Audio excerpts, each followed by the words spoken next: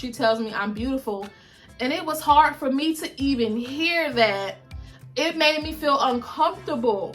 I didn't have it in me to feel like it was genuine because of my shit, because of my trauma.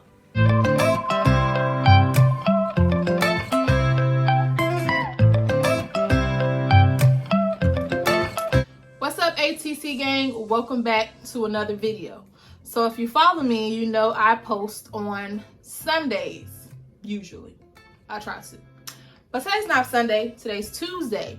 So that means it's time for another episode of Transparent Tuesdays. So maybe about, I want to say 6 to 9 months ago, I started this series and I entitled it Transparent Tuesdays because I felt like I wanted to bring you all a different side of me. Personally, when I follow somebody, once you start to know people and, you know, fall in love with a YouTuber or whatever content creator, you want to know other sides of them than just the DIYs or whatever.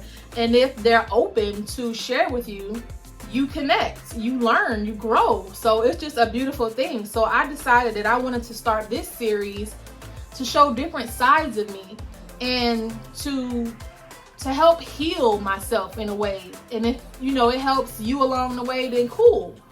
So if you watched the last episode, it was pretty rough for me. I wasn't in a great mental space. I was trying to deal with being neglected, you know, from my mom.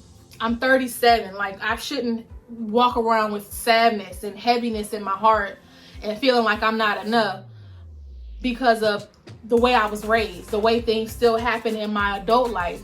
But, you know, that's not realistic. Pain is pain, and we experience things at different stages of our life that sometimes we just can't shake. So in the last episode, I was saying that I found out my mom had me blocked when I got pulled over by a police officer. And so I'll link that in the iCards above. So anyway, I started going to therapy, and the therapist suggested that both he and I reach out to my mom to try to get her involved, to try to get the answers that I needed to be able to forgive and try to heal and move on and be a productive citizen, because there were things that were happening that I have nightmares about. Like, I just don't want to be emotional. So anyway, the point is, one day, so let's rewind. So I hadn't talked to my mom in about 6 months on the last episode. So then finally something happened where I was admitted into the hospital. If you don't know, I have sickle cell anemia. I'm disabled. I reached out to my mom, paid for her to come down. She sat with me overnight in the hospital. I'm sorry to let y'all know, for the people who think that the medical field, they all love their patients, that could be the furthest thing from the truth. A lot of the times in the hospital, I spend hours trying to convince the doctor that I have sickle cell, that I need pain medicine. Like, these are things you can't make up. It's in my records. It's draw my blood and you'll see I have sickle cell anemia. So sometimes I just don't want to go to the hospital because I fear that of how I'll be treated. So I was like, you know what? I'll go if my mom comes with me. I called my mom. Well, my boyfriend called my mom because, like I said, I was blocked. And she will answer his calls. She came to our home. She went with us to the hospital. Me, I'm a person that I cannot compartmentalize or sweep things under the rug. So when I got discharged from the hospital the next day, because she was there, I tried to ask, you know, can we talk about why you do some of the things that you do to me? And to be honest, I didn't get any real reason. So I began to give her examples. Like, I remember just having given birth, and my boyfriend's mom came over and was like, oh my God, Cicely, you look nice, you know, because you bounced back or whatever from having the baby. And my mom's response is, yeah, I know, don't you just hate it? And so I know it probably made my boyfriend's mom feel a type of way, or like, what was that about? Or like, I would be rocking my baby on my legs. You know how you like swing your legs back and forth and you're rocking a baby? She would make a comment like, well, I know your son has to be in pain. And I'm like, why would you say that? And her response is, well, because you're skinny. You have such small legs, so I know that being rocked on your lap, that has to hurt. And I just feel like growing up, hearing things like that, I don't know if I totally realize what it's done to me, how I even look at myself. People will always say, you know, Cicely, you're pretty, you're beautiful. Do you have makeup on? You know, because they say that I look nice. But that's not what I see in myself. And I know that when you are programmed, like you're constantly told things, when they say you start to believe it, it's true. Like, how can I believe that I'm pretty when my mom won't, you know, tell me that? So anyway, that's just to scratch the surface on some, you know, some stuff. So she finally agreed, cool, let's go to counseling. So we get on the counseling session. It was like a virtual Zoom type thing. And one of the issues, the doctor said, Cicely, let's start with 3 of the biggest things, you know, that's wrong, whatever. And one of the things for me, my mom used to leave my son home alone. He was between 4 and 5 when this was happening. And by the time I found out, it had been happening. You know, it wasn't a one-time thing. One time I walked in the house and I said, you know, I went to the nail salon and I walked in the house. I thought my mom was watching him, and my son was in the dark in the living room by himself, and his grandma was in her room with the door shut. If he's 4, why is he alone? You know, and I remember him telling me, Mom, it's okay. I knew to be brave. For me, that breaks my heart even saying it out loud now. It just brings me back to that moment. It brings me back to all the days my son, you know, spent crying about different things. So the point is, a lot has transpired, right? And I'm trying to get better. So I go to therapy. So we're on a therapy call and I'm thinking I'm gonna get the help that I need. So the doctor is like, well, what are one of the 3 things that you're concerned with, Cicely? And so I, you know, started telling things like how my son ended up in the hospital, you know, under her care one time, how she threw away all of my belongings when I was in the hospital. One time we moved, and when I came home, she let me go through all of the boxes and unpack the whole house looking for things that she knew weren't there. She tossed them away while I was in the hospital. And I mean, it was things like photos of my child that I can't get back.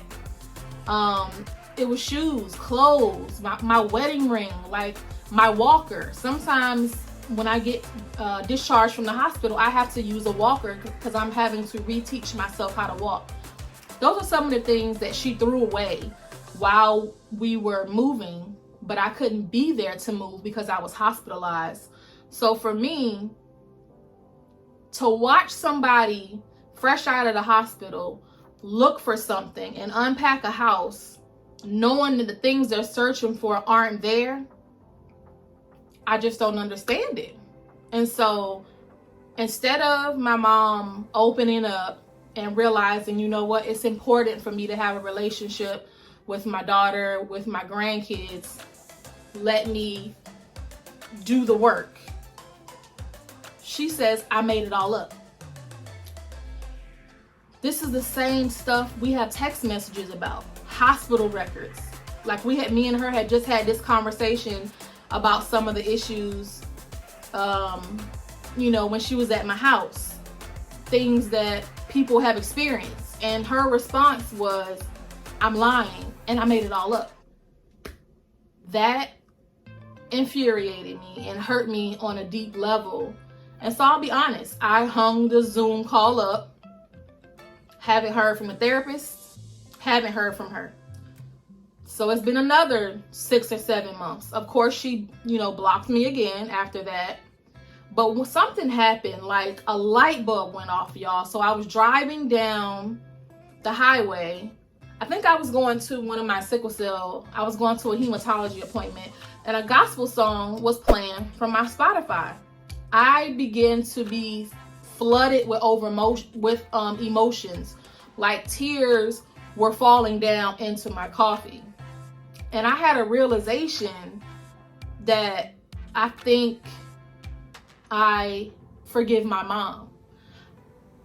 Even though I can't even call her right now, if I wanted to, if I needed to. I had a realization that people cannot give you what they don't have. So whatever the reason is why I'm mistreated, if she don't have it in her, maybe because something happened during childhood, I don't know.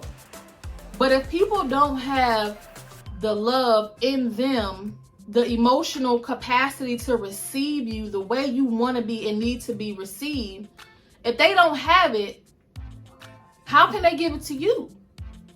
And so I've spent so many years in turmoil trying to figure out, why did she say that? Why does she think this about me? I remember her saying one time, Cicely, if you get half the education that I have, then I'll be satisfied. Because she has a doctorate degree and all these degrees, but it's like, I'm disabled. I've done what I can do. I feel like I work hard. I just feel like it's always a put down. And something during hearing that gospel song snapped in my mind, like the light bulb went off. Cicely, it does not matter if you never get an answer to the why. That's not important. What's important is being able to forgive. And I finally understood what it means.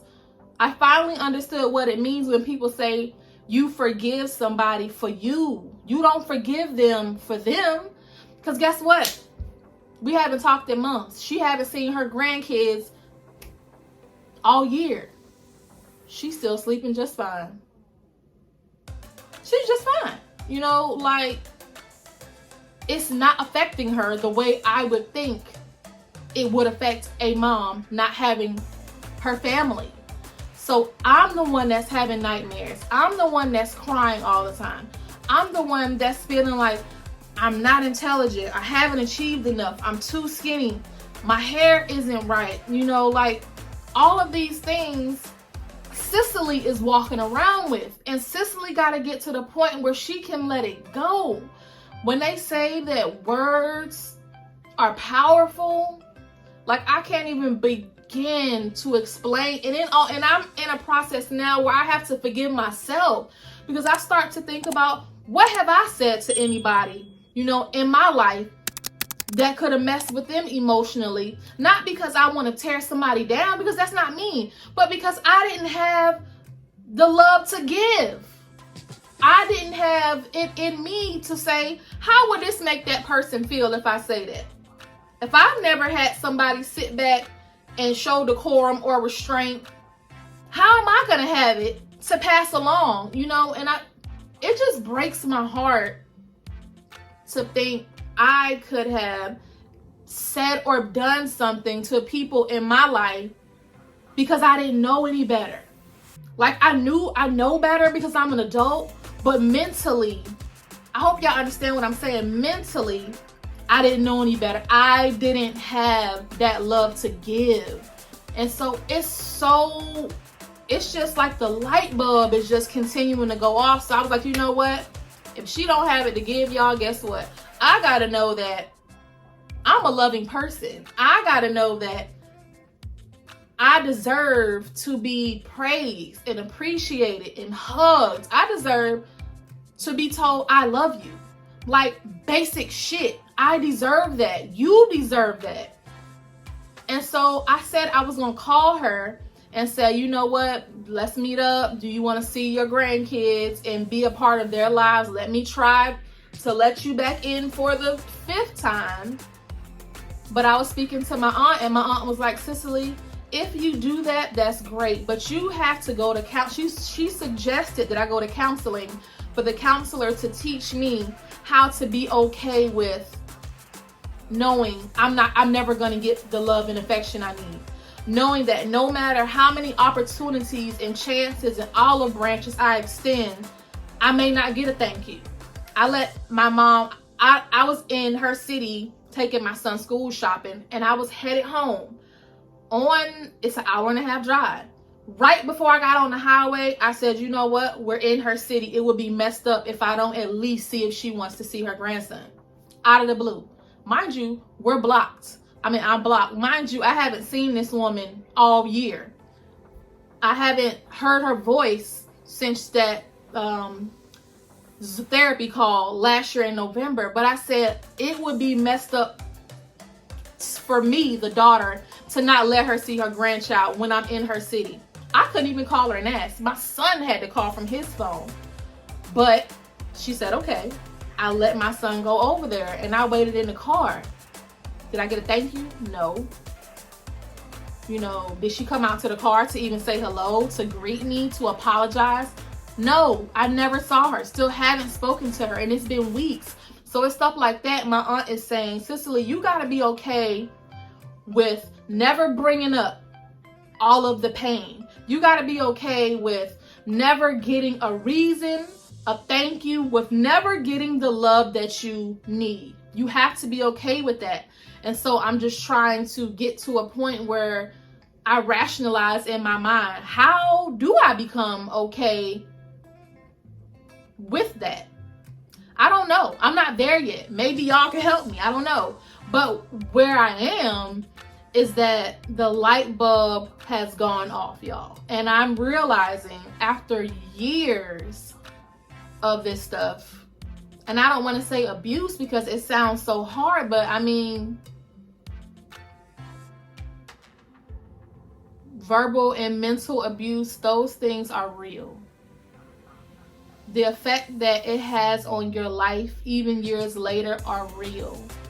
But for me, I feel like this forgiveness is for Cicely.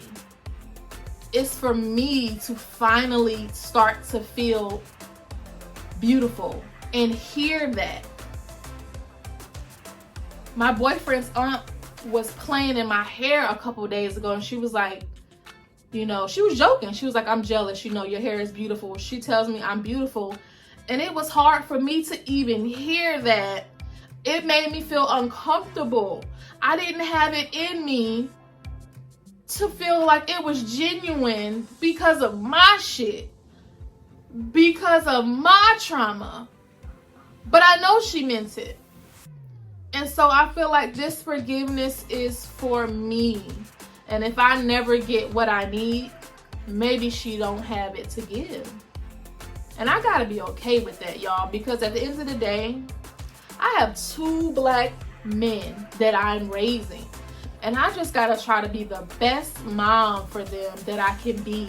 So I guess what I'm trying to say is, if God puts it on your heart to forgive someone, try your best to do it. Because it is for you. And sometimes we have to accept that people don't have the faithfulness in them to give. People don't have the warm heart in them to share with you. You got to meet people where they are and understand it has nothing to do with you and your character and your heart, and everything to do with them. So that's it for this episode. I don't talk y'all heads off enough. But for anybody that's new to my channel, hello, my name is Cicely. I'm a disabled mom of 2 young boys. I have sickle cell anemia.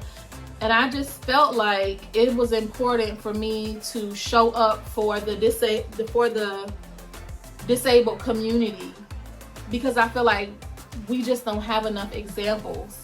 So on my channel, you'll find stuff like DIYs, you'll find home decor videos, lifestyle, you'll find cooking, parenting, and now my latest series, Transparent Tuesday. So do me a favor, if you got something from this message, give me a big thumbs up. It really helps to circulate my channel out to more people. And if God has placed it on your heart, like I said, to forgive, look, I know it's hard, but go ahead and do it, y'all. So until Sunday, until the next one, y'all be blessed.